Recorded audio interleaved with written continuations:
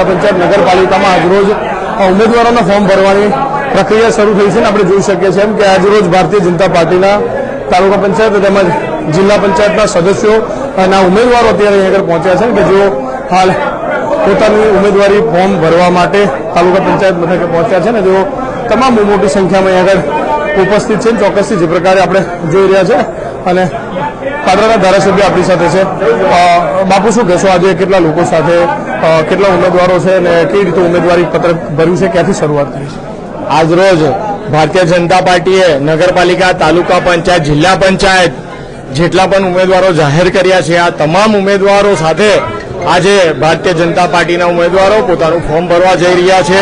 મોટી સંખ્યામાં જન સમર્થન બતાવે છે કે ગુજરાતની પાદરા તાલુકાની તમામ જનતા, તમામ મતદારો એ ભારતીય જનતા પાર્ટીના વિકાસ સાથે, ભારતીય જનતા પાર્ટીની સરકારના કામો સાથે જોડાયેલા છે, તેનાથી પ્રભાવિત છે અને ભારતીય જનતા પાર્ટીના ઉમેદવારોને જીત અપાવીને ભારતીય જનતા પાર્ટીને મજબૂત કરશે એનો અમને પૂરો વિશ્વાસ છે. પાદરા તાલુકાની જનતાને વચ્ચે કયા કયા મુદ્દા લઈને ઉમેદવારો ઉતરશે, જનતા વચ્ચે કયા મુદ્દા લઈને ઉતરશે? ખાસ કરીને તો જે ભારતીય જનતા પાર્ટીની ગુજરાત સરકારે, કેન્દ્ર સરકારે વિકાસલક્ષી કામો કર્યા છે, પરંતુ એ સાથે જે ગત 5 વર્ષમાં પાદરા નગરપાલિકાના ભારતીય જનતા પાર્ટીના સભ્યોએ, તાલુકા પંચાયતના સભ્યો અને જિલ્લા પંચાયતના ભારતીય જનતા પાર્ટીના સભ્યોએ જે વિકાસલક્ષી કામો કર્યા છે, જે ગામ ગામ સુધી, જન સુધી સરકારી યોજનાનો લાભ પહોંચાડ્યો છે, સાથે ગામથી ગામને જોડતા રસ્તાઓ હોય, આ તમામ કામો એ સ્થાનિક લેવલે થયા છે. એ જ સાથે પાદરા જંબુસર 4 લેનનો પ્રશ્ન હતો, તેનો પણ ઉકેલ આવી ગયો છે. આજે આપણે સુરક્ષિત રીતે પાદરા જંબુસરનો રોડ પર અવર જવર કરી છે. સાથે જ પાદરા તાલુકામાં પીવાના પાણીનો પ્રશ્ન હતો, આ પ્રશ્ન પણ ભારતીય જનતા પાર્ટીની સરકારે હલ કર્યો છે અને તમામ નગરપાલિકા, તાલુકા પંચાયત, જિલ્લા પંચાયતના ભારતીય જનતા પાર્ટીના સભ્યોએ એ જનતા વચ્ચે રહીને એમને ઉપયોગી કામો કર્યા છે.